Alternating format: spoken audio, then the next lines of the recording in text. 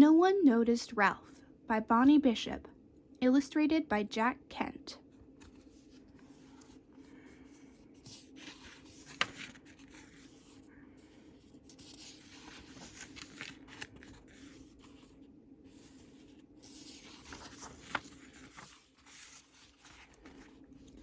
Ralph was a parrot.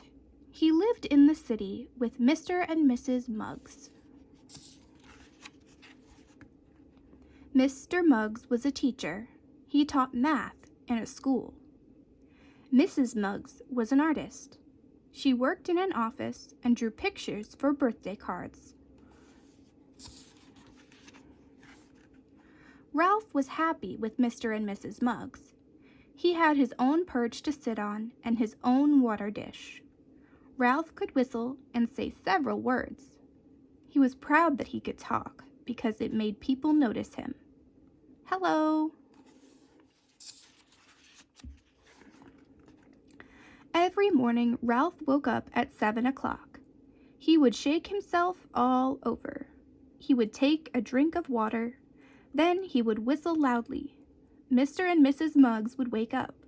"Hello, Ralph," they would say. Ralph would answer, "Hello." Then Mr. and Mrs. Muggs would get up. They would get dressed and go to work. On Saturdays, Ralph would not whistle until 11 o'clock. That was because Mr. and Mrs. Muggs liked to sleep late. One Saturday, Ralph forgot what day it was. He whistled at 7 o'clock. Mr. and Mrs. Muggs got up. They got dressed and went to work. When Mrs. Muggs got to her office, no one was there. When Mr. Muggs got to his school, it was closed. They were not happy when they came home. "Did you forget that it is Saturday?" they asked Ralph. Ralph felt foolish. After that, he was more careful about remembering what day it was.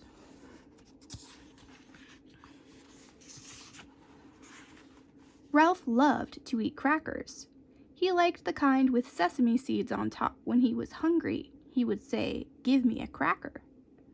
Mr. and Mrs. Muggs would get him one from the box. They could not leave the box open, because when it came to eating crackers, Ralph did not know when to stop.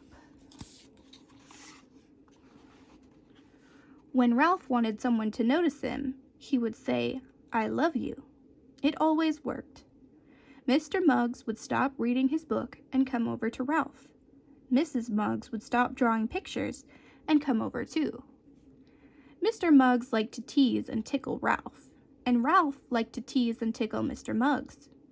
Mrs. Muggs liked to scratch Ralph on the neck, and Ralph liked to nibble Mrs. Muggs on the chin. Ralph's favorite time was in the evening. On cold winter evenings, Mr. and Mrs. Muggs would sit around the fireplace and eat popcorn. Ralph would remind them by saying "fire." Then Mr. Muggs would start the fire and pop the corn. They had a lot of fun together. Ralph wished that they could be together all the time. He did not like it when Mr. and Mrs. Muggs went to work. He sat on his perch and sulked.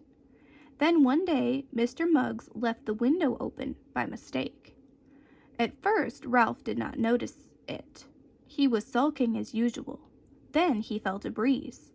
He saw that the window was open. It gave him a wonderful idea.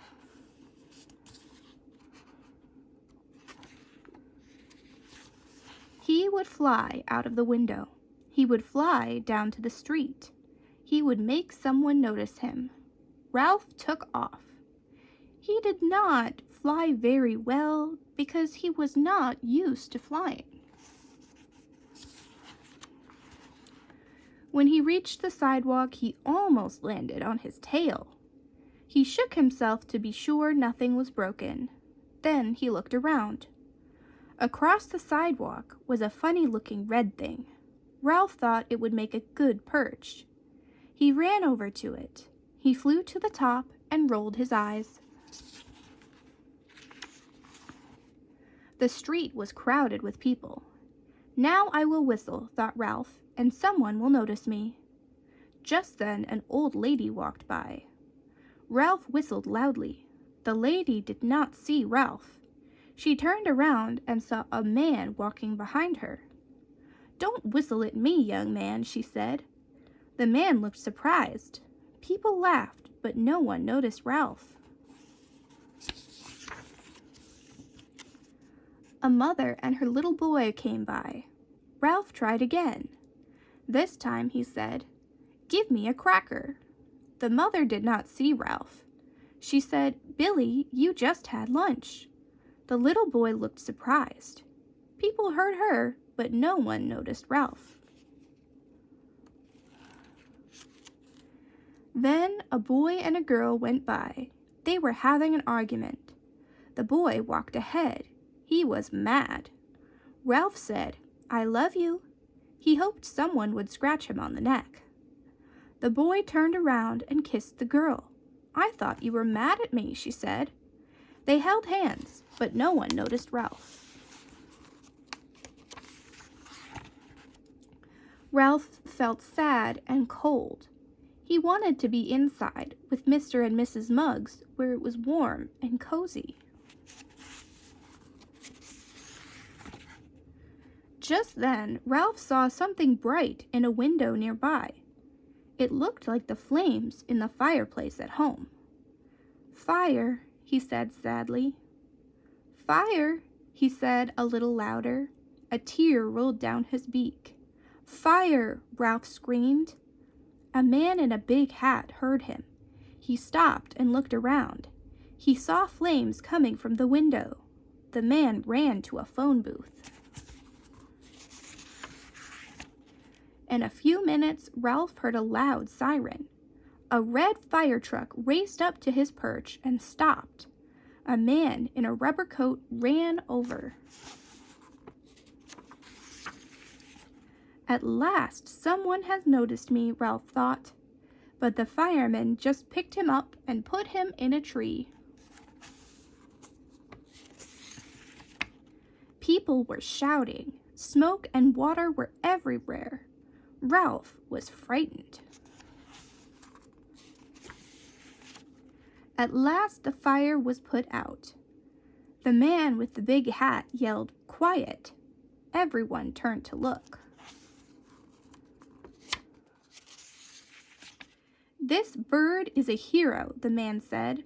Some of the people laughed. They thought the man was joking. "He was the one who yelled fire," the man said. "I noticed him when I looked for a phone booth." "Fire," Ralph said happily. Someone had noticed him. "Oh," said the people. Then they cheered. "What a smart bird," said a woman. "He has saved lives," said the fireman.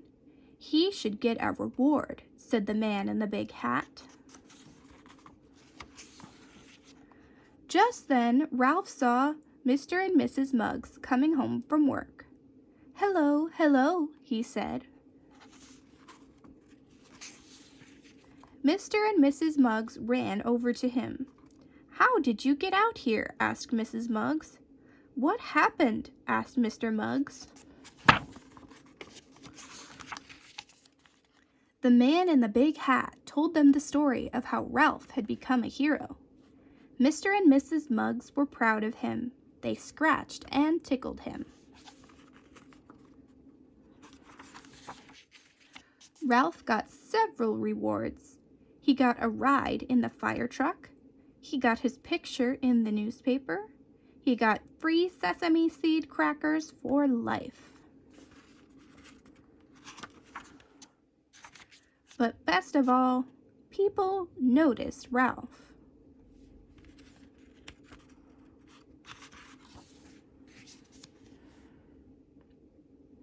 Bonnie Bishop is a writer and artist who worked as an art director for a New York City publisher until several years ago when she and her husband moved to Cornville, Maine. There they built their own house in the woods and are enjoying life in the country. Jack Kent is the author and illustrator of numerous funny books for children, as well as the creator of the cartoon strip King Aru. Born in Burlington, Iowa, he has lived all over the United States and now lives with his wife, June, in San Antonio, Texas.